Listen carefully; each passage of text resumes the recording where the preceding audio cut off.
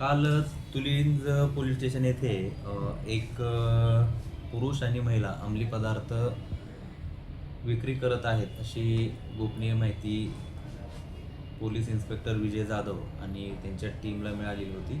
तर त्यावरून तुलिंज पोलीस स्टेशनच्या अधिकारी आणि अंमलदारांनी पंचांसमक्ष दिलेल्या पत्त्यावर रेड करण्यात आली आणि त्या ठिकाणी एका महिलेच्या ताब्यातून MDMA हा अंमली पदार्थ आहे, अंदाजे 1 किलो 10 ग्रॅम.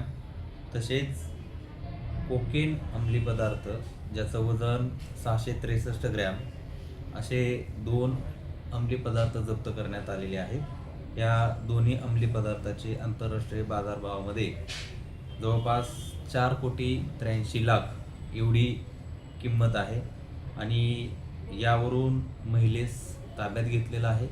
त्याच्यामध्ये दुसरा जो तिच्यासोबत राहणारा तिचा मित्र तो देखील नायजेरियन आहे आणि याच्यामध्ये या दोन्ही परकीय नागरिकांना त्याचं कोणतंही व्हेरिफिकेशन न करता ज्या घरामध्ये राहण्यास दिलेलं होतं त्या घरमालक यांना देखील आपण आरोपी केलेला आहे.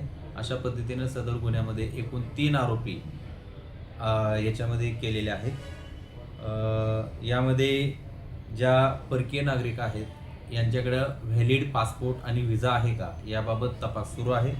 तसेच याच्यामध्ये यांनी माल कुठून आणलेला आहे आणि ते कोणाला विकणार होते याबाबतचा देखील तपास सुरू आहे. सध्या एक आरोपीला अटक केलेला आहे आणि त्या आरोपीला माननीय न्यायालयानं सोमवारपर्यंत पोलीस कस्टडी दिलेली आहे. लोकशाही मराठी ऐका, पहा, जागरूक रहा.